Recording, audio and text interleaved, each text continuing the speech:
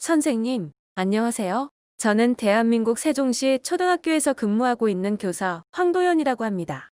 직접 선생님을 만나 뵙길 기대했는데 코로나19로 직접 뵐 수 없어서 많이 아쉽긴 하지만 이렇게 온라인 영상 컨텐츠로 인사드리고 연수를 진행할 수 있게 되어 매우 기쁩니다. 저는 이러닝 세계화 공통 모듈 3-1 언플러그드 활동을 맡게 되었습니다. 그중 6차시 로봇에게 명령을 내리려면 이라는 주제를 가지고 연수를 진행하려고 합니다. 제가 담당한 연수의 목차입니다. 첫 번째 활동은 우리 주변에서 볼 수 있는 로봇에 대해 간략한 소개를 하고, 두 번째 활동으로는 이러한 로봇에게 어떻게 명령을 내려야 할지 알아보겠습니다. 마지막으로는 선생님들께서 직접 화가 로봇이 되어 그림을 그려보도록 하겠습니다. 과학기술이 발달하면서 다양한 영역에서 로봇이 활용되고 있습니다. 로봇 청소기, 의사 선생님을 돕는 의학용 로봇, 자동차를 만드는 로봇 등 우리 생활 속에도 많은 로봇들이 있습니다. 먼저 첫 번째로 로봇 청소기입니다. 저도 집에서 로봇 청소기를 사용하고 있는데요. 처음 로봇 청소기를 접했을 때 알아서 청소를 하고 다니는 모습이 참 신기했습니다. 오늘 학습할 내용 또한 로봇 청소기의 이동 원리와도 관련이 있습니다. 두 번째로는 의료용 로봇입니다. 과거에는 고치지 못했던 다양한 질병들을 의료용 로봇의 진단, 수술을 통해 많이 치료하고 있습니다. 세 번째로는 생산용 로봇입니다. 오늘 배울 로봇 명령어와 가장 큰 관련이 있는 로봇이라고도 볼 수 있습니다. 생산용 로봇은 주로 반복된 행동을 통한 생산이 이루어집니다. 만약 생산용 로봇에게 정확한 명령어를 주지 않아 스스로 판단하여 행동하게 된다면 어떤 문제점이 발생할 수 있을까요? 마지막으로는 드론입니다. 저도 드론을 조종하는 걸 좋아하는데요. 이런 드론은 단순히 장난감이 아니라 농약이나 물을 뿌리는 농업용 드론, 택배를 배달해주는 배달용 드론 등 다양한 역할을 하고 있습니다. 이러한 로봇에게 명령을 내릴 때는 어떻게 내려야 할까요? 먼저 음식을 만드는 로봇에게 명령을 내린다고 생각해 봅시다. 서브웨이라는 샌드위치 매장에 가면 다양한 선택지로 인해 혼란스러웠던 적이 있으실 겁니다. 저처럼 뭔가를 결정하는 게 어려운 사람에게는 정확한 지시가 내려지지 않으면 스스로 판단하는데 어려움을 겪습니다. 로봇 또한 마찬가지입니다. 명확하고 정확한 수치, 구체적인 명령이 내려지지 않으면 로봇은 매번 다른 샌드위치를 만들어낼 것입니다. 만약에 로봇에게 샌드위치를 만들라고 했을 때 구체적인 순서나 명령을 제공하지 않는다면 이런 샌드위치를 먹게 될지도 모릅니다.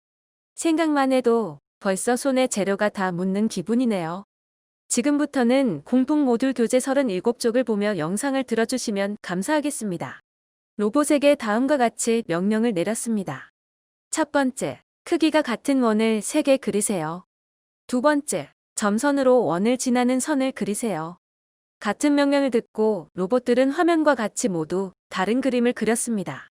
왜 로봇들은 서로 다른 그림을 그렸을까요? 네, 첫 번째로는 원의 크기에 대한 설명이 없었습니다. 또한 두 번째로는 원들이 어떻게 배치되어 있는지 관계에 대한 언급이 없었습니다. 그러면 이러한 로봇들에게는 어떻게 명령을 내려야 할까요? 명확한 수치를 들어가며 그림을 설명해야 합니다. 이번에는 다음과 같이 로봇에게 명령을 수정하여 내려봅시다. 첫 번째, 지름이 3cm인 원을 1cm 간격으로 그려주세요. 두 번째, 점선으로 원의 중심을 모두 지나는 선을 그려주세요. 선생님들께서도 영상을 잠시 멈추시고 로봇이 되어 그림을 그려봅시다.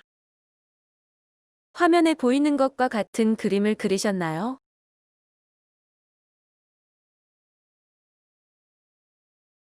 이번에는 영상을 잠시 멈추시고 교재 38쪽에 선생님께서 원하시는 그림을 직선, 삼각형, 사각형, 원 모양을 이용하여 그려봅시다. 단, 너무 복잡한 그림은 설명하기 어려울 수 있으니 단순한 그림으로 그리는 게 좋습니다.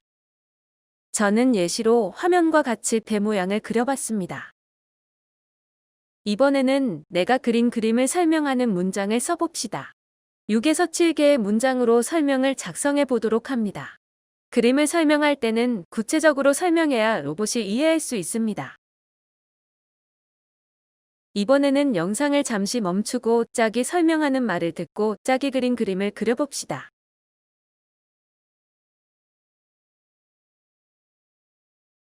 옆에 짝이 없는 경우에는 영상의 설명을 보고 그림을 그려봅시다.